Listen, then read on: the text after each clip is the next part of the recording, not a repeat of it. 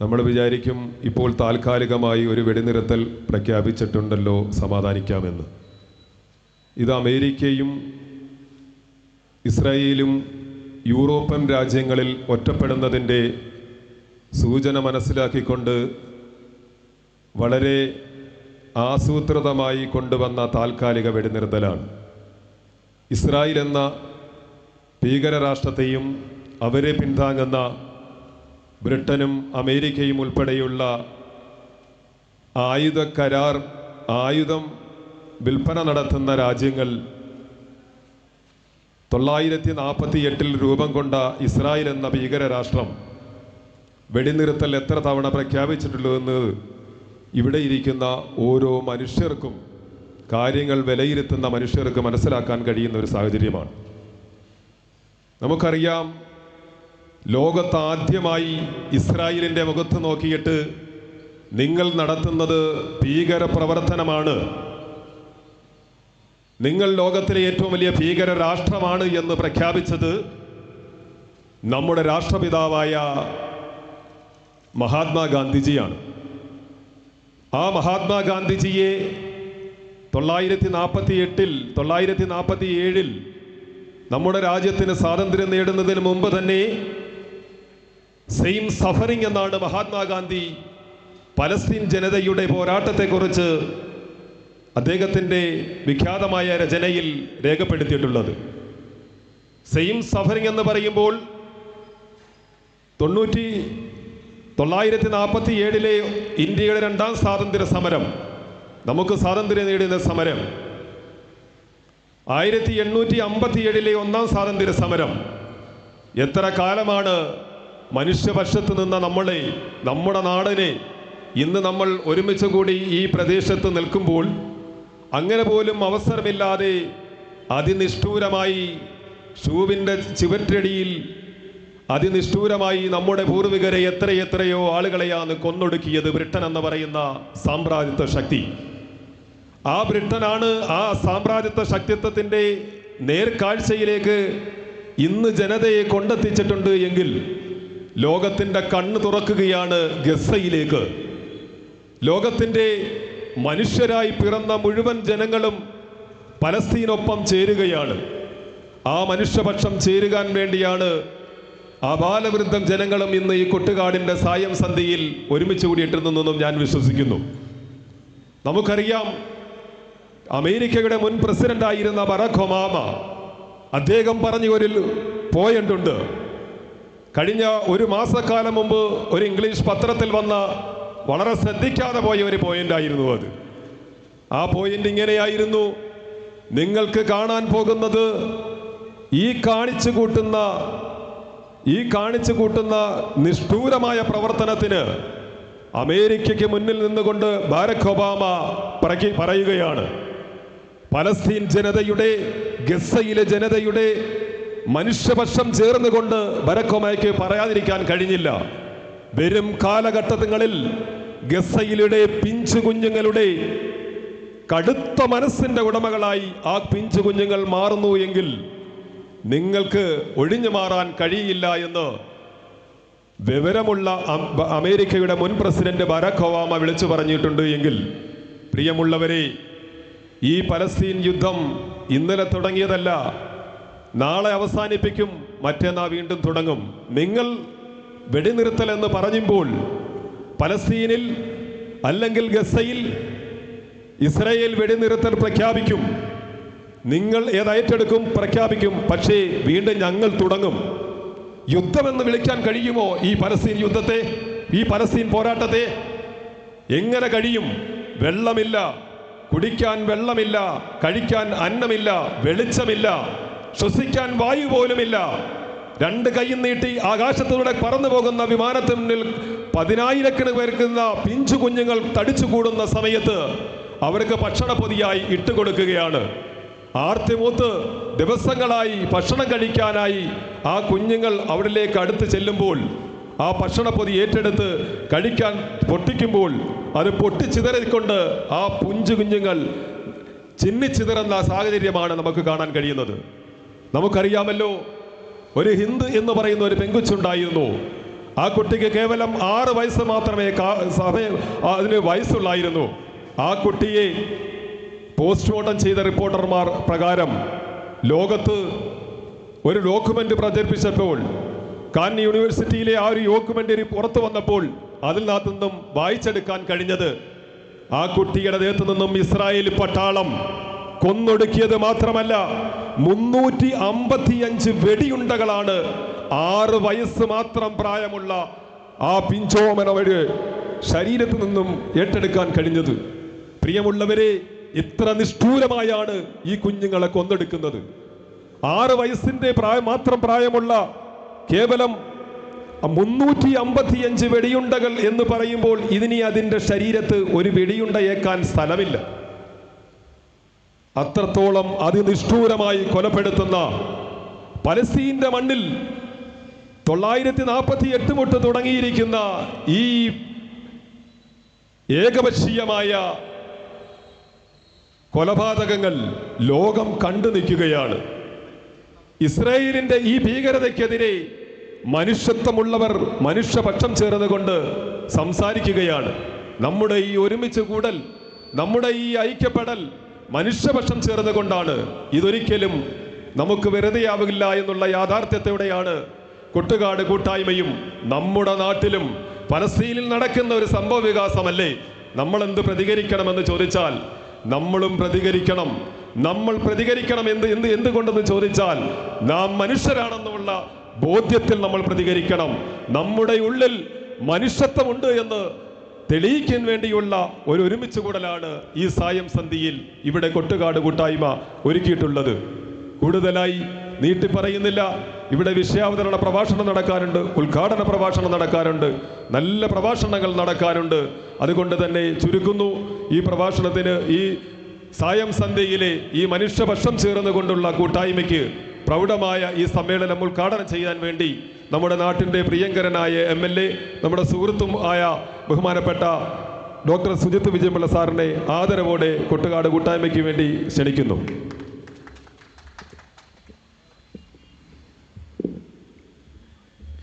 Kottukad WhatsApp കൂട്ടായ്മയുടെ Palestine ഐക്യദാർഢ്യ സമ്മേളനത്തിൻ്റെ ഈ മഹാസമ്മേളനത്തിൻ്റെ അധ്യക്ഷൻ, കൂട്ടായ്മയുടെ പ്രസിഡന്റ് ശ്രീ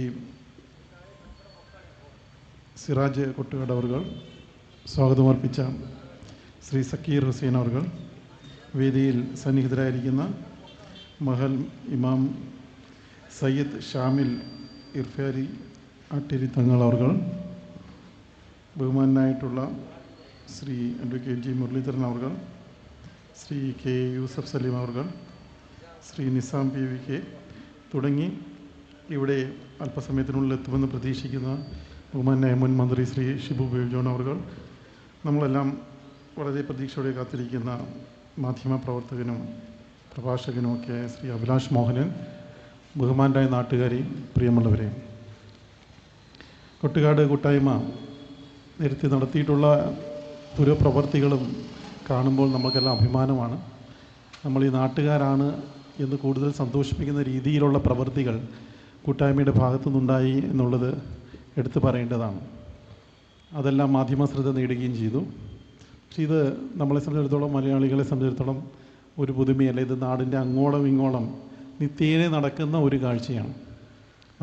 നമുക്കറിയാം, നമുക്ക് ഒരുമിച്ചിരുന്നിങ്ങനെ പ്രഭാഷണം കേൾക്കാനോ അല്ലെങ്കിൽ ഏതൊരു ആഘോഷങ്ങളാണെങ്കിലും ഏത് മതത്തിൻ്റെതാണെങ്കിലും അത് ആഘോഷിക്കുവാനോ ഒന്നും നമുക്ക് യാതൊരു ബുദ്ധിമുട്ടുമില്ല. കാരണം നമ്മളത് നമ്മുടെ സംസ്കാരത്തിൻ്റെ ഭാഗമായിട്ട് തുടർന്ന് വരുന്നതാണ്. ഇവിടെ ഇഫ്താർ വിരുന്നുകൾ ഒരുക്കുമ്പോൾ മറ്റു മതസ്ഥരായിട്ടുള്ള സഹോദരങ്ങൾ ഒരുക്കുന്നത് നമ്മളെപ്പോഴും കാണാറുണ്ട്. ക്രിസ്മസ് വരുമ്പോൾ എല്ലാ വീടുകളിലും ഒരു സ്റ്റാർ തൂക്കുക എന്നുള്ളത് പതിവാണ്. പക്ഷെ ഇവിടുന്ന് കർണാടകയിൽ പോയപ്പോൾ എനിക്കുണ്ടായ ഒരു അനുഭവം, ഞാൻ നിൽക്കുന്ന ആ വീട്ടിലൊരു സ്റ്റാർ തൂക്കിയപ്പോൾ, മലയാളികളാണ്, അപ്പോൾ അടുത്തുള്ള അവിടെ ഒരു പ്രശ്നം, ഒരു ഏരിയ മുഴുവൻ ഒരു മതസ്ഥരായിരിക്കും താമസിക്കുന്നത്, അല്ലെങ്കിൽ ഒരു ജാതിക്കാരായിരിക്കും താമസിക്കുന്നത്. അതല്ലാതെ ആ പരിസരത്തൊന്നും വേറെ ആരും കാണത്തില്ല. അപ്പം അങ്ങനെ വന്ന് വാടകയ്ക്ക് കൊടുക്കുന്ന വീടുകളിൽ താമസിക്കുമ്പോൾ ഇവർ വന്നിട്ട് നമ്മളോട് ചോദിക്കും, നിങ്ങളെന്താ മതം മാറിയോ, നിങ്ങൾ മതം മാറ്റം, ഒരു സ്റ്റാർ ഇട്ടതിൻ്റെ പേരിൽ നിങ്ങൾ മതം മാറിയോ എന്നിവർ ചിന്തിക്കുന്ന അസ്വസ്ഥരായി നിൽക്കുന്ന അയൽവക്കക്കാരുള്ളതാണ് നമ്മുടെ ഈ നാടിനപ്പുറമുള്ള പ്രദേശങ്ങൾ. തമിഴ്നാട് മോശമൊന്നുമല്ല, തമിഴ്നാട്ടിലേക്ക് ഒരുപാട് ദ്രാവിഡ സമരങ്ങളൊക്കെ നടന്നെങ്കിലും ഇപ്പോഴും ഏറ്റവും കൂടുതൽ ഈ പറഞ്ഞ ജാതി വ്യവസ്ഥയ്ക്ക് ഉള്ള പ്രശ്നങ്ങൾ നടക്കുന്ന, ദുരഭിമാന കൊലപാതകമൊക്കെ നടക്കുന്ന, അതിൻ്റെ പേരിൽ അടി നടക്കുന്ന സ്ഥലം തന്നെയാണ് തമിഴ്നാട്. അപ്പം നമ്മുടെ ഈ നാട്ടിലെ മലയാളി എന്ന സമൂഹം വേറിട്ട് ചിന്തിക്കുകയും വ്യത്യസ്തമായി ചിന്തിക്കുകയും ചെയ്യുന്നു എന്നുള്ളത് നമുക്കെല്ലാം അഭിമാനിക്കാം, സന്തോഷം നൽകാം. പക്ഷേ ഇത് നമ്മൾ കഴിഞ്ഞ ദിവസം ഞാൻ നമ്മുടെ പ്രവാസികളുടെ കൂട്ടായ്മയെ ബന്ധപ്പെട്ട് ദുബൈയിൽ പോയിരുന്നു. അപ്പോൾ ഞാനൊരു രാവിലെ കാപ്പി കുടിക്കാൻ എന്നെ ഒരു വെജിറ്റേറിയൻ ഹോട്ടലിൽ കയറ്റി അവർ. അപ്പോൾ ഞാനത് കഴിച്ചിട്ട് ഇങ്ങനെ ഇങ്ങോട്ട് തിരിഞ്ഞപ്പോൾ കുറേ നമ്മുടെ മലയാളികളും ഇന്ത്യക്കാരൊക്കെ തന്നെ ഫുഡ് ഇങ്ങനെ വേസ്റ്റ് ചെയ്ത് ഇങ്ങനെ ഇട്ടേക്കുന്നു. അതായത് കാപ്പിക്ക് വേണ്ടി പറഞ്ഞ സാധനങ്ങൾ കുറച്ച് മാത്രം കഴിച്ചിട്ട് ടേബിളുകൾ ഇങ്ങനെ വേസ്റ്റാക്കി ഇട്ടേക്കുന്ന കണ്ടപ്പോൾ ശരിക്കും പറഞ്ഞാൽ പെട്ടെന്ന് എനിക്ക് ആദ്യം തോന്നിയത് കുഞ്ഞുങ്ങളെയാണ്. കാരണം ഈ ഗസയിലെ കുഞ്ഞുങ്ങളെ, ഈ ഗസയിലെ കുഞ്ഞുങ്ങൾ ആഹാരത്തിന് വേണ്ടിയിട്ട് ഇങ്ങനെ ഒരു സ്പൂൺ എടുത്തിട്ട് വറ്റിയ പാത്രത്തിൽ ആഹാരമെല്ലാം വിളമ്പിക്കഴിഞ്ഞാൽ കാലിപ്പാത്രത്തിലിട്ട് ചുരണ്ടുകയാണ്. വിശപ്പടക്കാൻ വേണ്ടി ചുരണ്ടുന്ന ആ ദയനീയമായ കാഴ്ച കാണേണ്ടി വന്നല്ലോ എന്നോർത്ത് ശരിക്കും കണ്ണ് നിറയാതെ ഉള്ളു നനയാതെ ആ കാഴ്ചകൾ കാണാൻ പറ്റത്തില്ല. എന്ന് പറഞ്ഞാൽ 70,000 മരണം സംഭവിച്ചു എന്ന് ഔദ്യോഗികമായിട്ട് കണക്ക് പറയുമ്പോൾ അത് തകർന്നു വീണ കെട്ടിടത്തിനകത്ത് ഇത്രയോളം കാണാത്ത എത്രയോ ശരീരങ്ങളുണ്ടെന്ന് ആർക്കും അറിയത്തില്ല. അതിലേറ്റവും ദയനീയമെന്ന് പറഞ്ഞാൽ 2000-ഓളം മരണം സംഭവിച്ചത് വിശന്നാണ്, പട്ടിണി കിടന്നാണ് മരിച്ചത്. പട്ടിണി കിടന്ന് മരിച്ചതിൽ ഏതാണ്ട് 300-ഓളം കുഞ്ഞുങ്ങളാണ്. ആ കുഞ്ഞുങ്ങളുടെ അവസ്ഥ അങ്ങനെ ആയിരുന്നില്ല 2 വർഷം മുമ്പ് വരെ. ഇത് മനുഷ്യനായിട്ട് നിർമ്മിച്ചെടുത്ത ഒരു ദാരുണമായിട്ടുള്ള ഒരു വലിയ രീതിയിലുള്ള ഒരു കൊലപാതകമായി പോയി. ഇതിനെ മനുഷ്യ മനസാക്ഷിക്ക് ഒരു രീതിയിലും അംഗീകരിക്കാൻ പറ്റുന്നില്ല, ഒരു മനുഷ്യരും അംഗീകരിക്കുന്നില്ല. അത് ഇസ്രയേലിലെ മനുഷ്യരും അംഗീകരിക്കുന്നില്ല, ഇസ്രയേലിലെ ഒരു ജനതയും അംഗീകരിക്കുന്നില്ല. ഇസ്രയേലിലെ ജനത ഇതിനോടകം തന്നെ ഇസ്രയേലിലെ ഭരണകൂടത്തിനെതിരെ എത്രയോ വട്ടം ഇറാൻ്റെ ആക്രമണം വന്നപ്പോൾ വി ആർ സോറി ഇറാൻ എന്നും പറഞ്ഞ് തെരുവിലേക്ക് ഇറങ്ങുന്ന ഇസ്രയേലി പൗരന്മാരെ നമ്മളെല്ലാം കണ്ടതാണ്. ലോകത്തിൻ്റെ എല്ലായിടത്തും പലസ്തീന ഐക്യദാർഢ്യം പ്രഖ്യാപിച്ചുകൊണ്ട് അങ്ങ് ന്യൂസിലൻഡ് മുതൽ ഇങ്ങ് അമേരിക്ക വരെ നിരവധിയായിട്ടുള്ള പ്രകടനങ്ങളും പ്രവർത്തനങ്ങളും നടന്നുകൊണ്ടിരിക്കുന്നു. ഈ രാജ്യങ്ങളുടെ മുമ്പിൽ ഇസ്രയേലും ബെഞ്ചമിൻ നെതന്യാഹുവും ഒക്കെ ഒറ്റപ്പെടുന്നത് നമ്മൾ കാണും. ഇവിടെ ചില വിഷയങ്ങൾ നമ്മൾ നേരത്തെ സൂചിപ്പിച്ച കണക്ക്, ബഹുമാനപ്പെട്ട അധ്യക്ഷൻ സൂചിപ്പിച്ച കണക്ക്, ഇതൊന്നും മതത്തിൻ്റെ അടിസ്ഥാനത്തിലുമല്ല, മതത്തിനോടുള്ള താല്പര്യത്തിലുമല്ല, കേവലം സാമ്രാജ്യത്വ സാമ്പത്തിക താല്പര്യങ്ങൾ തന്നെയാണ്. അതിനകത്ത് ഒരു തരത്തിലും നമുക്ക് വ്യത്യസ്തമായിട്ട് ചിന്തിക്കേണ്ടതില്ല. എപ്പോഴാണ് ഈ യുദ്ധം പുറപ്പെട്ടതെന്നുള്ളത് നമ്മൾ ഓർക്കണം. 2 വർഷം മുമ്പ് 2023 നമ്മളൊന്ന് ഗൂഗിളിൽ സെർച്ച് ചെയ്ത് നോക്കിയാൽ മതി, അല്ലെങ്കിൽ അന്നത്തെ യൂട്യൂബുകൾ നോക്കിയാൽ മതി. ആ കാലഘട്ടത്തിൽ ഇസ്രയേലിലെ ഏറ്റവും വലിയ പ്രശ്നം എന്തായിരുന്നു? ഇസ്രയേലിലെ ഏറ്റവും വലിയ പ്രശ്നം ജനഹിതം ബെഞ്ചമിൻ നെതന്യാഹുവിനെതിരായിരുന്നു. എന്തുകൊണ്ട്? അവിടുത്തെ സാമ്പത്തിക അസ്ഥിരാവസ്ഥ കാരണം ജനങ്ങൾ തെരുവിലേക്ക് ഇറങ്ങി വലിയ പ്രകടനങ്ങളാണ് നടന്നുകൊണ്ടിരുന്നത്, വലിയ പ്രകടനം. ഇപ്പം പ്രധാനമന്ത്രി രാജിവെക്കും, ബെഞ്ചമിൻ നെതന്യാഹു രാജിവെക്കും എന്നൊരു ഘട്ടം വരുമ്പോഴാണ് ഈ യുദ്ധം പുറപ്പെടുന്നത്. യുദ്ധം പുറപ്പെടുന്നത് ഇതേപോലെ ഒരു ഒക്ടോബർ 8-ാം തീയതിയാണ്. ഒക്ടോബർ 8-ന് ഒരു പ്രത്യേകതയുണ്ട്. ഒക്ടോബർ 8 ആ വർഷത്തെ 2023 ഒക്ടോബർ 8 എന്ന് പറഞ്ഞാൽ യോം കിപ്പൂർ എന്ന് പറഞ്ഞൊരു യുദ്ധം ഉണ്ടായിട്ടുണ്ട് 1973. അത് ഒറ്റ ദിവസം നീണ്ടു നിന്ന ഒരു ഇസ്രായേൽ ഫലസ്തീൻ യുദ്ധമാണ്. ആ യുദ്ധത്തിൻ്റെ 50-ാം വാർഷികമാണ്. ആ 50-ാം വാർഷികത്തിൽ ഇൻ്റലിജൻസിൻ്റെ ഇസ്രായേലിൻ്റെ ഇൻ്റലിജൻസിൻ്റെ അറിയാമല്ലോ, മൊസാഡ് എന്ന് പറയും. മൊസാഡ് എന്ന് പറഞ്ഞു കഴിഞ്ഞാൽ നമ്മുടെ ഈ ഇന്ത്യയിലടക്കം നമ്മൾ പലപ്പോഴും കേട്ടിട്ടുള്ള ഇന്ത്യയിലുള്ള സകല രാഹുൽ ഗാന്ധിയുടേതടക്കമുള്ള സകല, അവർക്ക് യാതൊരു കാര്യമില്ല ഇന്ത്യയിൽ എന്താ അവർക്ക് താല്പര്യമെന്ന് നമുക്ക് തോന്നും. പക്ഷേ ഇന്ത്യയിലടക്കം സകല രാഷ്ട്രീയക്കാരൻ്റെയും ഫോണുകൾ വരെ ടാപ്പ് ചെയ്തിട്ടുള്ള വലിയ ഒരു ഇൻ്റലിജൻസ് നെറ്റ്വർക്കുള്ള മൊസാഡിന് ഈ 50-ാം വർഷം ഫലസ്തീനിൽ നിന്ന് ഇങ്ങനെ ഒരു ആക്രമണം വരാൻ സാധ്യതയുണ്ടെന്ന് അവരറിഞ്ഞില്ല എന്നാണ് പറയുന്നത്. ഇങ്ങനെയുള്ള ആക്രമണം അത് ആ ഇട എന്താണ് ഉണ്ടായത്? ആ തൊട്ട് മുമ്പുള്ള മാസം റംസാൻ മാസത്തിൽ എന്താണ് ചെയ്തത്? അൽ-അഖ്സ പള്ളി, നമുക്കറിയാം അൽ-അഖ്സ എന്ന് പറഞ്ഞ ജെറുസലേമിലെ പള്ളിയിൽ ആ വർഷം ഒരു തീരുമാനം കൊണ്ടുവന്നു, ഇസ്രായേൽ ഒരു തീരുമാനം കൊണ്ടുവന്നു, പരമാവധി 10,000 പേർക്ക് നിസ്കരിക്കുവാൻ പറ്റത്തുള്ളൂ. അൽ-അഖ്സ പള്ളിയുടെ പ്രത്യേകത ഇവിടെ ഞാൻ പറയേണ്ട ആവശ്യമില്ല. എന്താ അത്? നബി തിരുമേനി നേരിട്ട് വന്ന പള്ളിയാണ്. അവിടുന്ന് നേരിട്ട് സ്വർഗത്തിലേക്ക് പോയി തിരിച്ചു വന്നു എന്ന് വിശ്വസിക്കുന്നതാണ്. പല വിശ്വാസങ്ങളുണ്ടെങ്കിലും അങ്ങനെ വിശ്വസിക്കുന്നവരാണ് അക്കൂട്ടർ. അത്രയും പ്രധാനപ്പെട്ട പള്ളിയിൽ ആ വർഷം ഒരു നിബന്ധന വെച്ചു, 10,000 പേരിൽ കൂടുതൽ പങ്കെടുക്കാൻ പറ്റത്തില്ല. മാത്രമല്ല സ്ത്രീകളെ അടക്കം ചൂരൽ വടി കൊണ്ടും തോക്കുകൊണ്ടുമൊക്കെ ഉപദ്രവിക്കുന്ന ഒരു നിലപാട് ഇസ്രയേലിലെ സൈന്യം സ്വീകരിച്ചു. അങ്ങനെ പ്രകോപനകരമായിട്ടുള്ള ഒരു നടപടി സ്വീകരിച്ചപ്പോൾ ഒരു തിരിച്ചടി ഉണ്ടാകും എന്ന്, സ്ത്രീകൾക്ക് നേരെ ഉണ്ടായ വലിയ ആക്രമണത്തിൻ്റെ തിരിച്ചടി ഉണ്ടാകും എന്ന് ലോകത്തെ എല്ലാ ഇൻ്റലിജൻസുകളും സംസാരിച്ചുകൊണ്ടിരുന്നപ്പോൾ ഇസ്രയേൽ മാത്രം അറിഞ്ഞില്ല തങ്ങൾക്ക് നേരെ ഇങ്ങനെ ഒരു ആക്രമണം ഉണ്ടാകുമെന്ന് പറയുകയും അങ്ങനെ അവിടുന്ന് ഗസയിൽ നിന്ന് ഏതാണ്ട് 5000-ലധികം മിസൈലുകളാണ് വന്നത്. 5000-ലധികം. ഈ 5000-ലധികം മിസൈൽ വരുമ്പോൾ ഏതാണ്ട് 90% തടുത്തിടാൻ അവരുടെ അയൺ ഡോം എന്ന് പറഞ്ഞ സംവിധാനത്തിന് പറ്റുമെന്ന് പറയുന്നു. അങ്ങനെ 90% തടുത്തിട്ടാലും പിന്നെയും മിച്ചം ഒരു 500ഓളം മിസൈൽ വന്ന് പതിക്കും.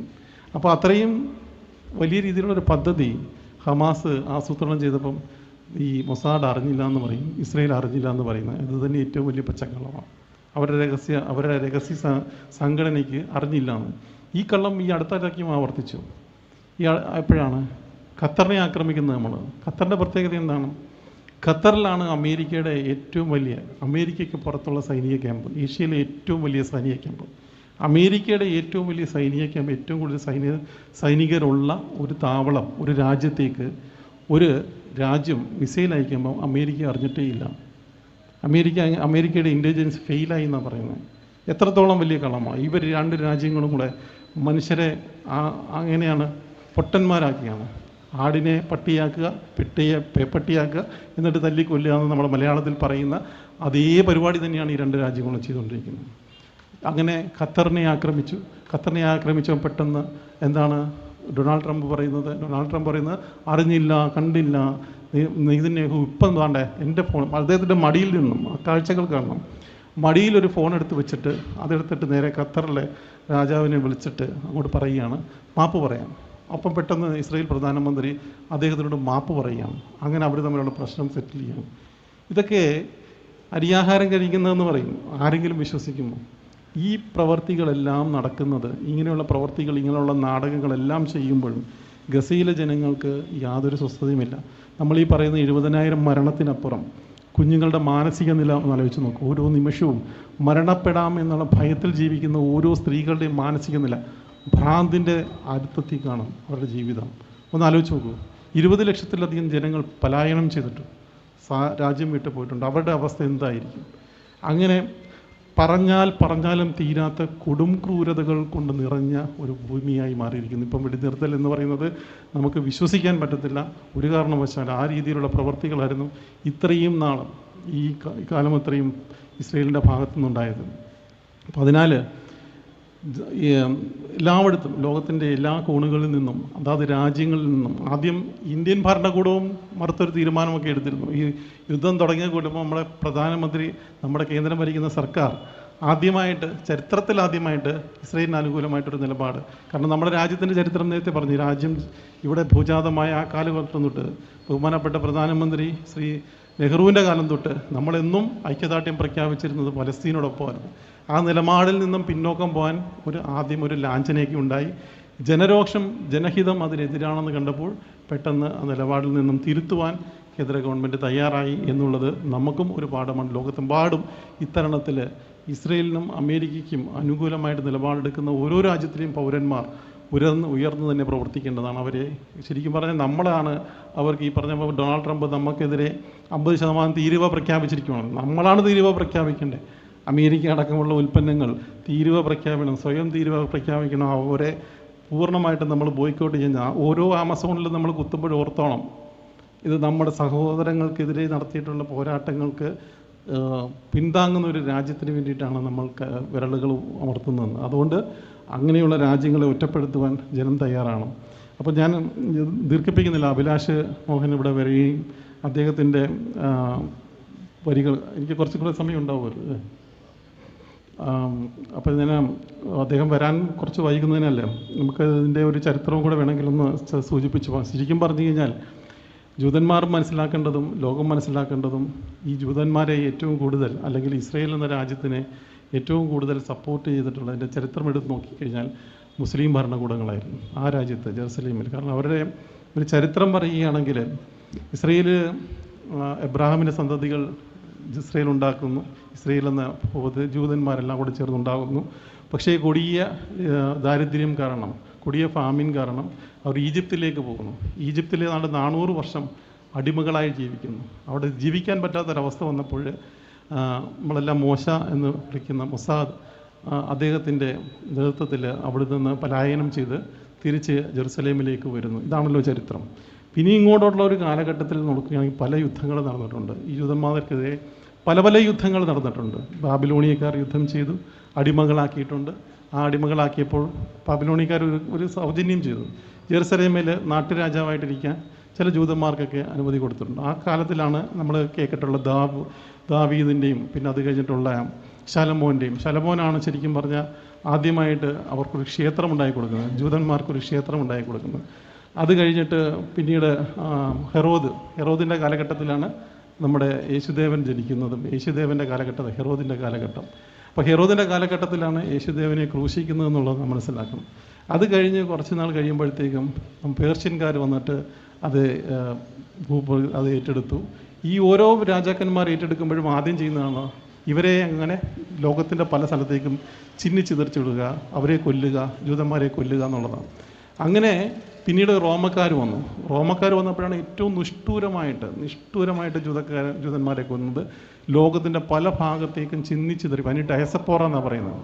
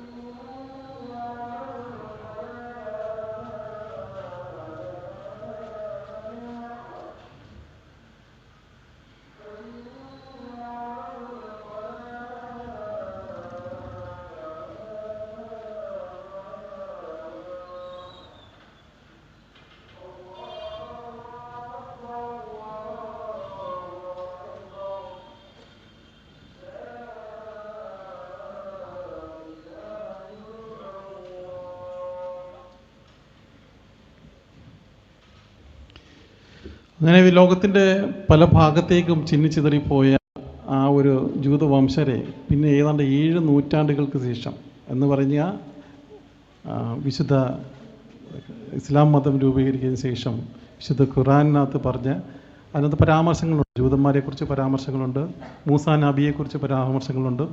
ഇക്കാരണത്താൽ അന്ന് ആ ജെറുസലേം പിടിച്ചടക്കിയ അറബ് വംശജരായിട്ടുള്ള നാട്ടുരാജാക്കന്മാർ ഉൾക്കൊണ്ടപ്പോഴാണ് തിരിച്ച് ലോകത്തിൻ്റെ പല ഭാഗത്തു നിന്ന് ജൂതന്മാർക്ക് 7 നൂറ്റാണ്ടുകൾക്ക് ശേഷം തിരിച്ചു വരാൻ പറ്റിയത്.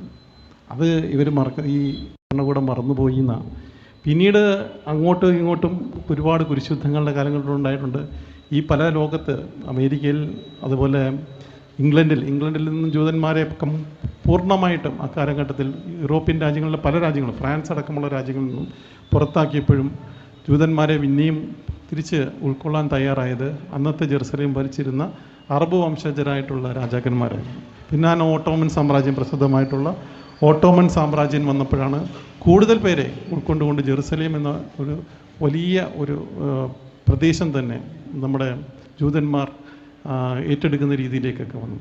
പക്ഷേ പിന്നീട് എന്താണ് സംഭവിച്ചത്? ഏതാണ്ട് 19-ാം നൂറ്റാണ്ടിൻ്റെ അവസാനമായപ്പോഴത്തേക്കും പുതിയ ഒരു സയോണിസ്റ്റിക് മൂവ്മെൻറ്റ് വരികയാണ്. ഫിയദോർ എന്ന് പറഞ്ഞ ഒരു വ്യക്തിത്വം, അദ്ദേഹം വന്ന് ഫ്രാൻസിലോ ജർമ്മനിയിലോ മറ്റോ ജീവിക്കുന്നത്, ഫിയദോർ ഹെർസൽ. അദ്ദേഹമാണ് ആദ്യമായിട്ട് നമുക്കൊരു സ്വന്തമായിട്ടൊരു ഭൂമി വേണം എന്നുള്ളൊരു ഒരു പുതിയൊരു തീരുമാനമായിട്ട്, നമ്മളെന്ന് പറഞ്ഞു കഴിഞ്ഞാൽ ജൂതന്മാർക്കൊരു ഭൂമി വേണം എന്നുള്ള രീതിയിലേക്കൊരു തീരുമാനവുമായിട്ട് വരുന്നത്. അത് ഇസ്രയേൽ ആയിരിക്കണം, അത് ജെറുസലേം ആയിരിക്കണം എൻ്റെ തലസ്ഥാനം എന്നൊരു തീരുമാനം എടുത്തുകൊണ്ട് മുന്നോട്ട് വരുന്നു. അദ്ദേഹം പല പണികളും നോക്കി, പല കെയ്സർ അടക്കമുള്ള ജർമ്മനിയുടെ അന്നത്തെ രാജാവായിരുന്ന കെയ്സർ അടക്കമുള്ളവരെ സമീപിച്ചു. പക്ഷേ ആരും കൈ കൊടുത്തില്ല. പിന്നെ ആരാ അവസാനം കൈ കൊടുത്തതെന്നറിയാമോ? കൈ കൊടുത്തത് 1-ാം ലോക മഹായുദ്ധത്തിന് മുമ്പ് നമ്മളെ വെട്ടിത്തുണ്ടമാക്കിയ അതേ ബ്രിട്ടീഷുകാരാണ് ഈ ഫിയദോർ ഹെർസലിന് കൈ കൊടുത്തത്. പറഞ്ഞെന്താണ്? ജൂതന്മാർ നമ്മളെ 1-ാം ലോക മഹായുദ്ധത്തിൽ ഓട്ടോമൻ സാമ്രാജ്യത്തെ തോൽപ്പിക്കുകയാണെങ്കിൽ നിങ്ങൾക്ക് സ്വന്തമായിട്ട് ഇസ്രയേൽ എന്നൊരു രാജ്യം തരാം എന്നൊരു വാഗ്ദാനം കൊടുക്കുകയാണ്. എന്നിട്ട് അതേ സമയം തന്നെ ഈ ബ്രിട്ടീഷ് സാമ്രാജ്യം അന്ന് മെക്ക ഭരിച്ചിരുന്ന ഹുസൈൻ എന്ന രാജാവിന് ഒരു വാഗ്ദാനം കൊടുക്കുകയാണ്.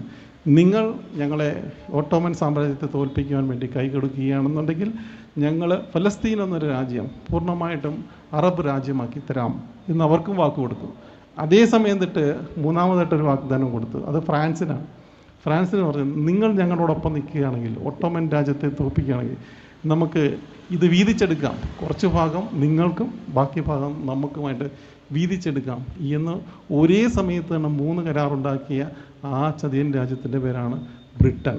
ഇതുതന്നെയാണ് നമ്മളോടും ചെയ്തത്, ഭിന്നിച്ച് ഭരിപ്പിക്കുക എന്നുള്ള രീതിയിൽ. ഇവിടെ ഇന്ത്യയും പാകിസ്ഥാനും എങ്ങനെ ചെയ്തു അതേ നിലപാട് ആ ബ്രിട്ടൻ അന്ന് ചെയ്തതിൻ്റെ തിക്തഫലങ്ങൾ. അങ്ങനെയാണ് ഓട്ടോമൻ രാജ്യം, മഹത്തായ ഓട്ടോമൻ സാമ്രാജ്യം തോൽക്കുകയും ബ്രിട്ടൻ ജയിക്കുകയും ചെയ്തു. പക്ഷേ ബ്രിട്ടൻ വാഗ്ദാനം പാലിക്കാൻ തയ്യാറായത് ഇസ്രയേലികളോട് മാത്രമാണ്. ഫ്രാൻസുകാരോടും അതുപോലെ ഹുസൈൻ രാജാവിനോടും അവർ ആ നീതി പുലർത്തിയില്ല. വാഗ്ദാനം പാലിക്കാൻ തയ്യാറത് ജൂതന്മാരോടാണ്. ജൂതരാജ്യം ഉണ്ടാക്കാൻ വേണ്ടിയിട്ട് പരമാവധി ആൾക്കാരെ അങ്ങോട്ട്, അന്ന് ബ്രിട്ടൻ്റെ ഭരണത്തിലാണ് ഇരിക്കുന്നത്, പരമാവധി ജൂതന്മാരെ ലോകത്തുനിന്നെല്ലാം അന്ന് തൊട്ടേ അങ്ങോട്ട് കുടിയേറ്റാൻ തുടങ്ങി. അങ്ങനെ 1947 2-ാം ലോക മഹായുദ്ധം കഴിയുമ്പോൾ ബ്രിട്ടന് കോളനികളൊന്നും പറ്റാത്ത രീതിയിൽ സാമ്പത്തികമായി തകർന്നപ്പോൾ അവർ ആ രാജ്യം വിട്ടു പോകുമ്പോൾ ചെയ്ത പണിയാണ് ഒരു ഏറ്റവും നടുക്കുള്ള സ്ഥാനം, ഏറ്റവും നടുക്കുള്ള ഭൂപ്രദേശം. ആ സമയത്ത് നമ്മൾ മനസ്സിലാക്കണം, അതാണ്ട് 20-ാം നൂറ്റാണ്ടിൻ്റെ തുടക്കത്തിൽ ഏതാണ്ട് 85% പലസ്തീൻ എന്ന പ്രദേശം ജീവിക്കുന്നത് അറബികളാണ്. 15% താഴെ മാത്രമേ ഉള്ളൂ ജൂതന്മാർ. അതിൽ 10%-നോ 5%-നോ ഇടയ്ക്കായിട്ട് ക്രിസ്ത്യാനികളുമുണ്ട്. അങ്ങനെയാണ് ആ ഭൂപ്രദേശത്തിൻ്റെ പ്രത്യേകത. 85% താമസിക്കുന്ന ഇസ്ലാമിക വിശ്വാസികളായിട്ടുള്ള അറബികൾക്ക് കൊടുത്തപ്പോൾ ഏതാണ്ട് 60% പോലും ഭൂപ്രദേശം കൊടുത്തില്ല. മാത്രവുമല്ല അത് 3 പ്രദേശങ്ങളായി മാറ്റിക്കൊടുത്തു. കണ്ണായ നടുക്കത്തെ ഭാഗം അത് ഇസ്രയേലികൾക്ക് കൊടുത്തു. ജെറുസലേം എന്ന പ്രദേശം ഒരു ഇൻ്റർനാഷണൽ പ്രദേശമായി വെക്കുകയും എല്ലാവർക്കും എല്ലാ ആരാധനാനും ക്രിസ്ത്യൻ മതവിശ്വാസത്തെ സംബന്ധിച്ചിടത്തോളം ജെറുസലേം അവിടെ പ്രധാനപ്പെട്ട കേന്ദ്രമാണ്. ഈ ജൂതന്മാരെ സംബന്ധിച്ചിടത്തോളം പ്രധാനപ്പെട്ട കേന്ദ്രമാണ്. ഇസ്ലാം വിശ്വാസികളെ സംബന്ധിച്ചിടത്തോളം പ്രധാനപ്പെട്ട കേന്ദ്രം. അതുകൊണ്ട് അത് ഐക്യരാഷ്ട്രസഭയുടെ നേതൃത്വത്തിൽ അത് തങ്ങളുടെ അധീനതയിൽ തന്നെ വെക്കൂ എന്ന് പറഞ്ഞിട്ട് എന്താണ് സംഭവിച്ചത്? അതെല്ലാം ലംഘിക്കും. അറബ് രാജ്യങ്ങളത് അംഗീകരിച്ചില്ല. അറബ് രാജ്യങ്ങൾ യുദ്ധത്തിന് പോയി. ആ യുദ്ധത്തിൻ്റെ അനന്തരഫലം എന്തായിരുന്നു? ജോർദാൻ്റെ കയ്യിരുന്ന വെസ്റ്റ് ബാങ്ക് എന്ന സ്ഥലം പിടിച്ചെടുത്തു. ഗോലൻ കുന്നുകൾ സിറിയുടെ കയ്യിരുന്ന അത് പിടിച്ചെടുത്തു. ഗസ എന്ന് പറയുന്ന നമ്മളൊക്കെ പറഞ്ഞ ഗസ അത് ഈജിപ്തിൻ്റെ കയ്യിരുന്ന അത് പിടിച്ചെടുത്തു. അങ്ങനെ ഓരോ യുദ്ധം കഴിയുമ്പോഴും ഇസ്രയേൽ ഓരോ പ്രദേശങ്ങൾ പിടിച്ചെടുത്തുകൊണ്ടിരിക്കുകയാണ്. അവരുടെ കയ്യിൽ ഇല്ലാതിരുന്ന പ്രദേശങ്ങൾ അങ്ങനെ പിടിച്ചെടുത്ത് ഇന്ന് നമ്മൾ കാണുന്ന രീതിയിലേക്ക് ഈ ഫലസ്തീനിലെ ജനങ്ങളെ അവിടെ നിന്നെല്ലാം ഈ ഇക്കാലം അത്രയും ഏതാണ്ട് 78 വർഷം കൊണ്ട് ആട്ടിപ്പായി. ഇത് ചരിത്രമെല്ലാം കൂടെ ശരിക്കും പറഞ്ഞാൽ ഇസ്രയേൽ ഇങ്ങനെ ജനങ്ങൾ ജൂതന്മാർ വന്ന് താമസിക്കാൻ തുടങ്ങിയിട്ട് ഏതാണ്ട് 100 വർഷത്തിൽ താഴെയാവുന്നുള്ളൂ. ഇവർ പറയുന്ന കണക്ക് വാഗ്ദത്ത ഭൂമി എന്ന് പറയുമ്പം ഈ വാഗ്ദത്ത ഭൂമിയിൽ ഈ 2000-2200 വർഷത്തെ ചരിത്രത്തിൽ ശരിക്കും പറഞ്ഞാൽ അവർ 100-150 വർഷം താഴെ അവിടെ താമസിച്ചിട്ടുള്ളൂ, സ്വസ്ഥമായിട്ട് താമസിച്ചിട്ടുള്ളൂ. ബാക്കി എല്ലാ സമയത്തും അവരവിടെ നിന്ന് ഓടിപ്പാഴയ്ക്കുകയാണ്. അതിന് സഹായകരമായ നിലപാടെടുത്തത് ശരിക്കും പറഞ്ഞു കഴിഞ്ഞാൽ ഇസ്ലാമിക ഭരണകൂടങ്ങളായിരുന്നു എന്നുള്ളത് മറന്നുകൊണ്ടാണ് ഈ യുദ്ധം ചെയ്യുന്നത് എന്നുള്ളതാണ് ഏറ്റവും വലിയ വിഷമം, ഏറ്റവും വലിയ ചരിത്രത്തോട് പോലും നീതി പുലർത്താത്ത ഏറ്റവും വലിയ കൊടുംചതി.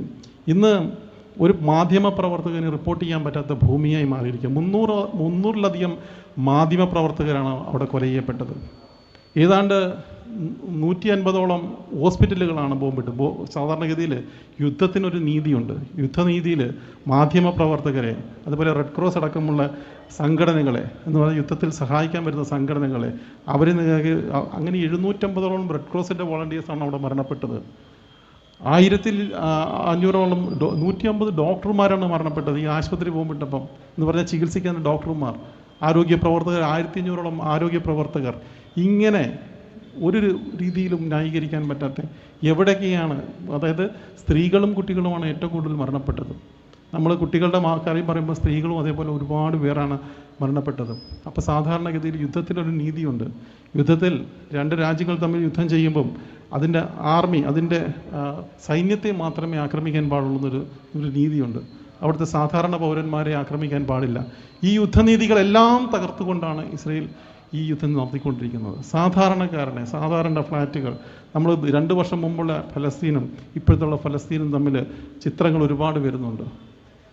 ഒരു മരുഭൂമി, ഏതാണ്ട് കൽമരുഭൂമി പോലെ ആക്കി തീർത്തു ഈ 2 വർഷം കൊണ്ട്. അത്രയും ദുഷ്ടതകൾ, ക്രൂരതകൾ ഈ ലോകത്ത് ഇപ്പോഴും, ഈ പരിഷ്കൃത ലോകത്തുണ്ടെന്ന് വിശ്വസിക്കാൻ തന്നെ പ്രയാസമാകുന്ന രീതിയിലുള്ള പ്രവൃത്തികളുമായിട്ട് ഈ ഇസ്രയേൽ ഭരണകൂടവും അതിനെ പിന്തുണ നൽകുന്ന അമേരിക്കൻ ഭരണകൂടവും മുന്നോട്ട് പോകുമ്പോൾ ഈ ലോകത്തിൻ്റെ മാനവികത അതിനെതിരെ നിൽക്കുന്നു. ലോകത്തുള്ള എല്ലാ ജനങ്ങളും ഐക്യപ്പെട്ടുകൊണ്ട്, ഫലസ്തീൻ ഐക്യപ്പെട്ടുകൊണ്ട് ലോകത്തെമ്പാടും വലിയ പ്രകടനങ്ങളാണ് നടത്തിക്കൊണ്ടിരിക്കുന്നത്. ചരിത്രത്തിന് പോലും മാപ്പ് കൊടുക്കാൻ പറ്റാത്ത രീതിയിലുള്ള ഈ പ്രവർത്തികളുമായി മുന്നോട്ട് പോകുന്ന ഇസ്രയേൽ ഭരണകൂടം പെട്ടെന്ന് അവസാനിക്കും എന്നുള്ള 26 ഇലക്ഷൻ വരുമ്പോൾ ഈ ബെഞ്ചമിൻ നെതന്യാഹു തൂത്തെറിയപ്പെടും എന്നുള്ള കാര്യത്തിൽ യാതൊരു സംശയവുമില്ല.